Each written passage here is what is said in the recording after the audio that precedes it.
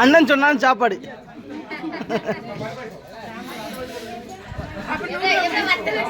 நாளைக்கு.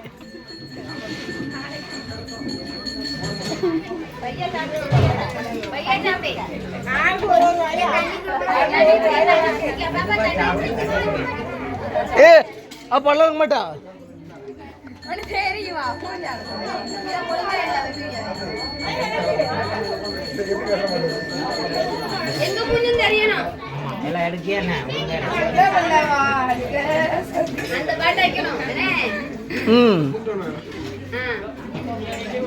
ஒரு மணிக்கு பண்ண அப்படி மூணு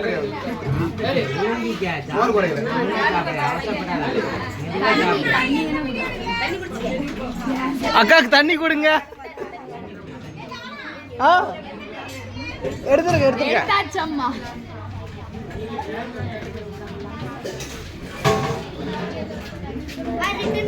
அப்படியே கட் பண்ணி வை. அடுத்து அவன் உட்கார்.